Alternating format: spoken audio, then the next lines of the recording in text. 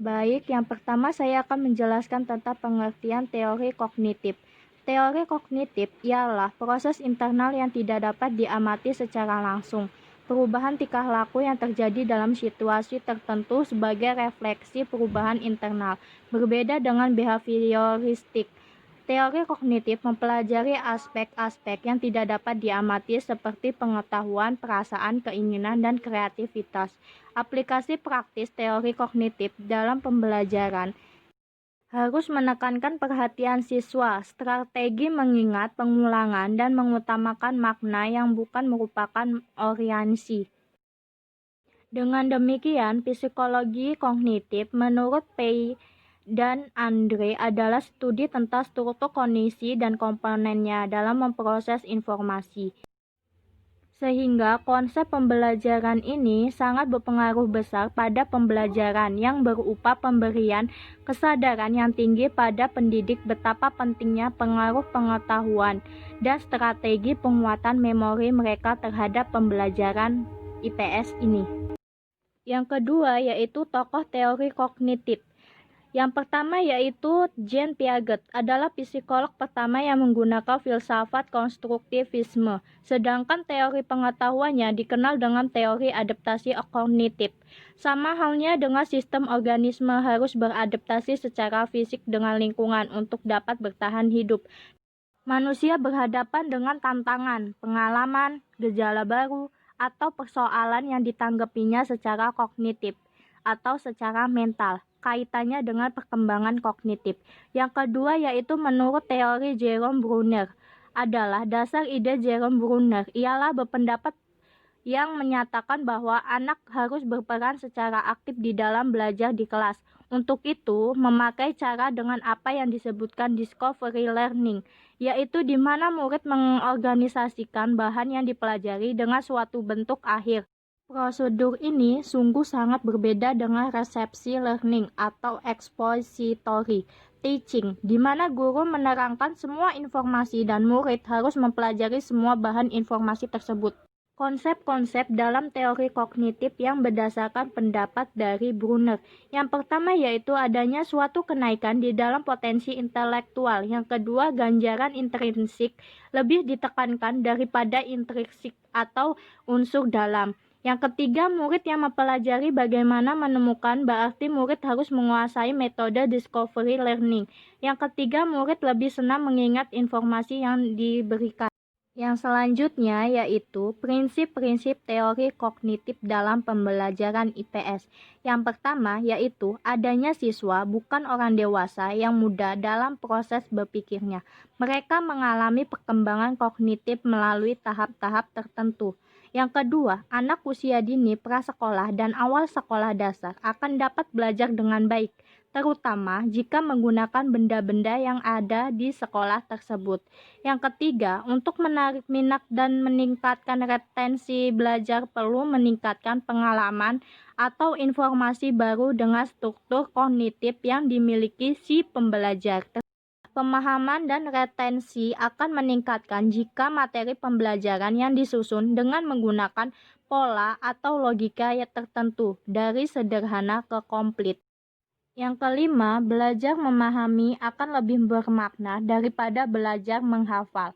Agar bermakna, informasi harus disesuaikan dan dihubungkan dengan pengetahuan yang telah dimiliki siswa. Tugas guru adalah menunjukkan hubungan antara apa yang sedang dipelajari dengan apa yang telah diketahui oleh siswa tersebut. Yang terakhir yaitu adanya perbedaan individu pada diri siswa. Perlu diperhatikan karena faktor ini sangat mempengaruhi keberhasilan belajar siswa tersebut.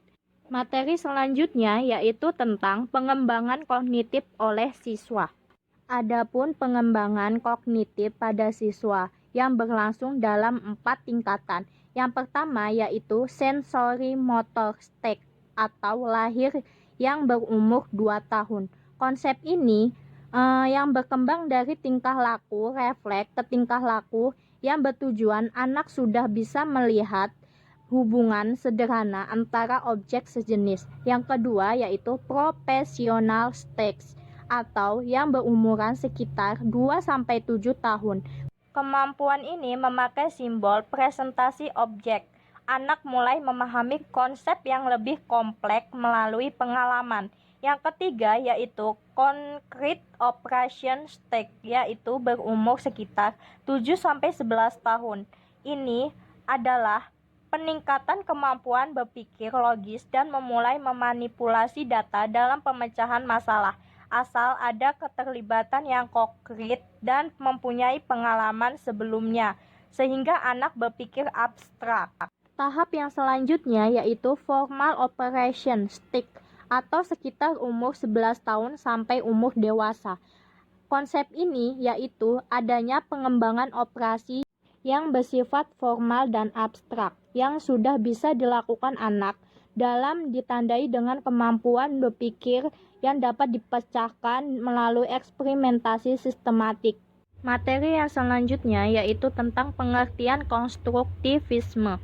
Teori konstruktivisme didefinisikan sebagai pembelajaran yang bersifat generatif, yaitu tindakan menciptakan sesuatu makna dari apa yang dipelajari. Teori ini lebih memahami belajar sebagai kegiatan manusia yang membangun atau menciptakan pengetahuan dengan memberi makna pada pengetahuannya sesuai dengan pengalamannya. Hal ini sesuai dengan prinsip pokok konstruktivisme, yaitu semua pembelajaran ditemukan walau pengetahuan itu diajarkan guru kepada siswa. Siswa harus dibantu agar bisa melakukan kerja mental terhadap informasi baru agar informasi itu menjadi kepunyaan siswa. Berkontribusi pada pembelajaran ini, guru harus memfasilitasi siswa untuk lebih mendalami dan lebih menguasai materi yang sudah dipelajarinya, sehingga pembelajaran konstruktivisme terarah pada pemberian kesempatan kepada siswa untuk menemukan, mengasimilasi, dan mengaplikasikan ide-ide sehingga siswa mampu memiliki strategi untuk mengaplikasikan ide-ide sehingga siswa mampu mengembangkan kurikulum menjadi pengetahuan. Sehingga dalam pembelajaran konstruktivistik ini bertujuan untuk siswa harus terlibat aktif, mempelajari, mendalami, dan mengeksplorasi informasi agar informasi, konten, atau materi ajar bisa oleh karena itu, tujuan dari pembelajaran konstruktivistik ini melibatkan siswa supaya aktif dalam mempelajari, mendalami, dan menginformasikan informasi baik dari materi konten ajar yang bisa diaplikasikan dengan pengetahuan atau knowledge generation. Di samping itu, konstruktivisme menekankan pembelajaran atas bawah daripada bawah ke atas. Artinya, siswa mulai dari pemecahan masalah yang kompleks dan kemudian mencoba menemukan sendiri dengan bantuan guru keterampilan pokok yang tepat bagi pemecahan masalah tersebut. Penjelasan materi yang terakhir yaitu tentang situasi pembelajaran konstruktivistik. Dibagi menjadi beberapa bagian. Yang pertama, ruang lingkup pembelajaran yang disajikan secara utuh dengan penjelasan tentang keterkaitan antar bagian dengan